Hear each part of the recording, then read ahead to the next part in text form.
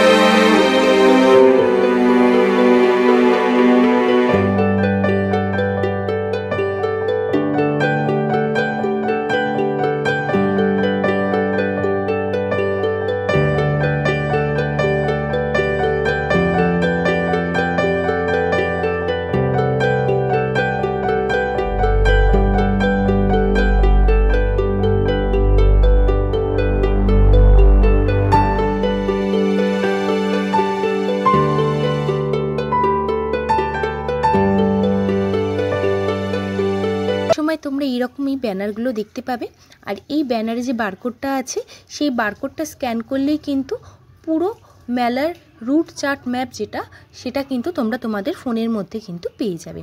আর একটা মূল্যবান উপহারের কথা বলি, সেদিনকে এই দিদিরা মেলাতে কিন্তু বাইবেল গিফট করছিলেন, বাংলা ইংলিশ দুটো ভার্সানই সেদিনকে তারা বাইবেল গিফট করছিলেন। ভীষণ একটা মূল্যবান উপহার, যার কোনো পরিমাপ করা যায় না, বা যেটা না বলার ক্ষমতা তো আমার অন্তত নেই। তো ভীষণ একটা সুন্দর গিফট আমরা সেদিনকে পেয়ে ভীষণ খুশি। আর এই সমস্ত উপহারের তো কোনো মাপকাঠি হয় না।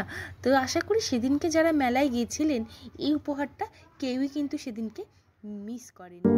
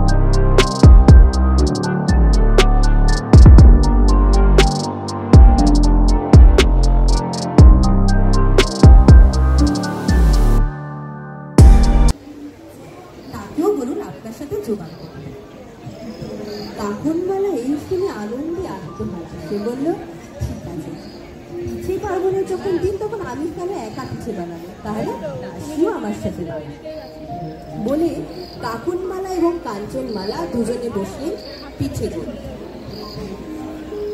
যেই পিঠেটা করলেন নকল রানী অর্থাৎ কাকনমালা, তার নাম আজকে পিঠা, চাষকে পিঠা, হাঁসকে পিঠা। সে যেমন পদার্থ দেখতে তেমন বিচ্ছিরি খেতে। আর রানী পিঠেগুলো বানালে সেগুলো ছিল চন্দ্রপুলি, মোহনবাসী, ক্ষীরমোরলি, চন্দন পাতা, আরও কত। তার যেমন সুঘ্রাণ তেমন তা দেখতে। মানুষ তখন বুঝতে পারলেন কে আসল রানী আর কে নকল। পিঠে বানানো হয়ে গেলে এবারে গেলেন দুজনে আলপনা। তবে সর দিয়ে সারা উঠোন জুড়ে ভিজিয়ে ভিজিয়ে কেটে আলপনা করলেন। এখানে এক পাতলা, ওখানে এক পাতলা, এখানে চারটি, ওখানে চারটি। সে যেন আলপনার পায়ে ছাপ চালান। আর কাঞ্চনমালা যে আলপনা দিলেন তা দেখার মতো।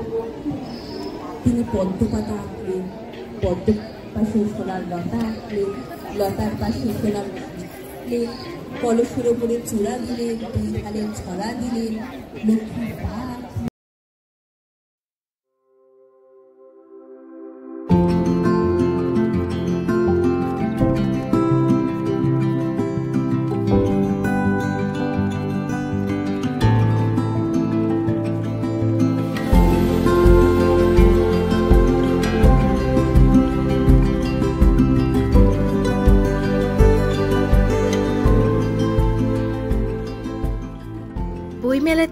কচিকাঁচাদের সমাহার, কচিকাঁচাদের কলতান আর নতুন পুরাতন বইয়ের সেই পাতার গন্ধে মোমো করা গন্ধে তারই মধ্যে একজন শিল্পী বটতলা বানিয়ে ফেলেছেন। কাঠের ওপর বাটালিতে হাতুড়ির ঠুকঠাক শব্দে তিনি ফুটিয়ে তুলছেন নানান ধরনের জাদুকরি কার্যকলাপ। নানান ধরনের চিত্র ফুটে উঠছে তার প্রতিটা ঠুকঠাক শব্দে। কখনো বা ফুটে উঠছে উল্টো কলকাতার চিত্র, কখনো বা ফুটে উঠছে মাছ, পাখি, মেঘ, নানান ধরনের। বইমেলাতে বটতলা, ভীষণ তার হাতের শিল্প। এই সমস্ত শিল্পীরা বেঁচে থাক, তাদের কার্যকলাপ নিয়ে আমাদের মধ্যে দাগ কেটে যাক। ভীষণ সুন্দর। এই দেখুন, এইটা হচ্ছে লেখা উল্টো কলকাতা বুক ফেয়ার। কি সুন্দর জাদু তার এই সমস্ত শিল্পীদের হাতে, তাই না? তো চলুন বাকিটা ঘুরে দেখি।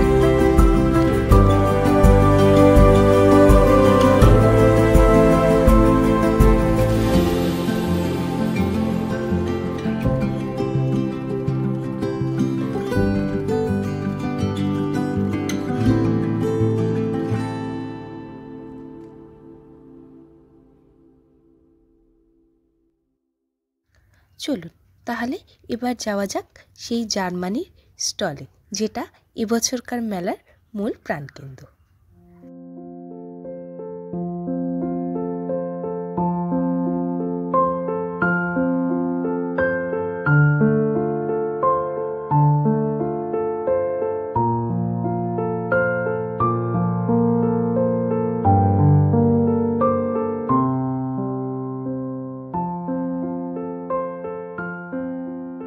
এদিন এই জার্মান বুক স্টলটিতে আরও দুজন মানুষের আমরা সান্নিধ্য পাই।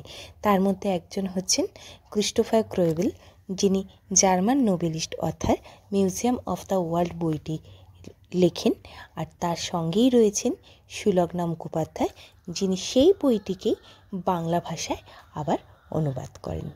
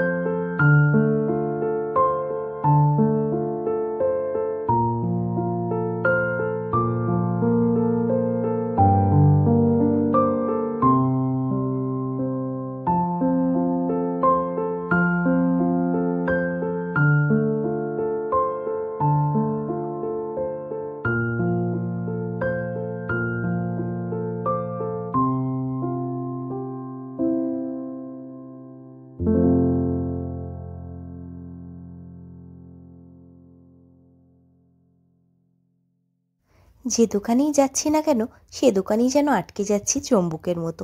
এত সুন্দর সুন্দর বইয়ের কালেকশান বলার কথা নয়। আসলে এখন আর সেভাবে গল্পের বই পড়া হয় না, জানো তো। বইগুলো যেন ধুলো চাপা পড়ে যাচ্ছে।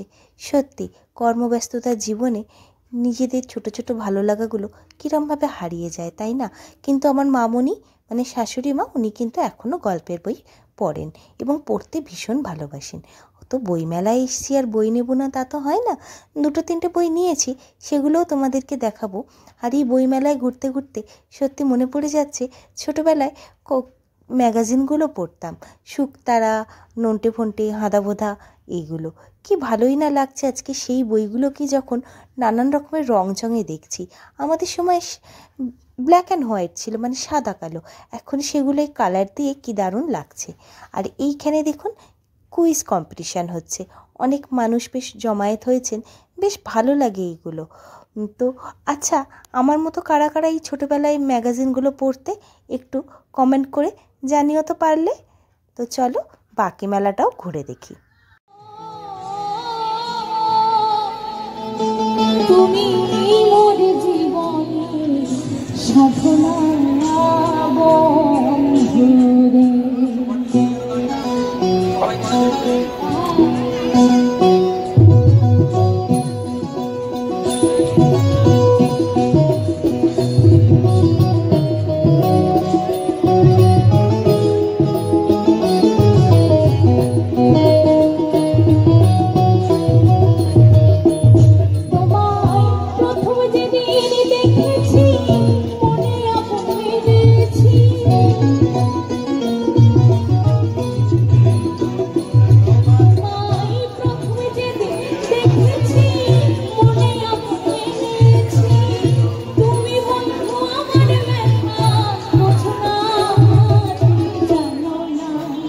জানো না রে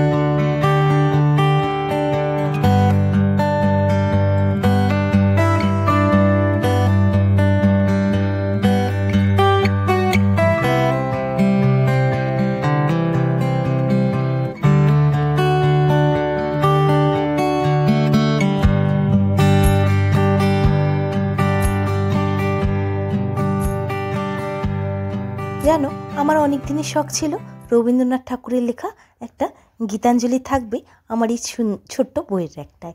তো এবারের বইমেলায় যাক সেটাও পূরণ হয়ে গেল। আর এটা একটা স্কেচের বই, সেটা আমরা চিত্রলেখা থেকে নিয়েছি। ভীষণ সুন্দর সুন্দর কালেকশান আছে এই চিত্রলেখাতে, তো তোমরা গেলে একবার ভিজিট করতে পারো চিত্রলেখা। আর এটা একটা স্কেচের বই। আর একটা নিয়েছি তসলিমা নাসরিনের নষ্টমীর নষ্ট গদ্য, সেই বইটি নিয়েছি। কারণ আমার কাছে বাকি দুটো নির্বাচিত কলামও আছে, লজ্জাও আছে, তো সেই কারণে এই বইটা ছিল না, এই বইটা নিয়েছি। যদি তোমাদের এই ভিডিওটা ভালো লেগে থাকে অবশ্যই লাইক, কমেন্ট আর শেয়ার করতে যেন ভুলো না। আর বরাবরের মতোই একই কথা বলছি, যদি আমার চ্যানেলে নতুন বন্ধু হয়ে থাকো, এই ভিডিওটা প্রথম দেখে থাকো, পাশে থাকা বেল আইকনটা প্রেস করে দিও, তাহলে আমি যখনই নতুন নতুন ভিডিও দেব সবার আগে তোমার কাছে যাবে। তো চলো টাটা, আবার দেখা হবে নতুন কোনো জায়গায় নতুন কোনো ভিডিও নিয়ে।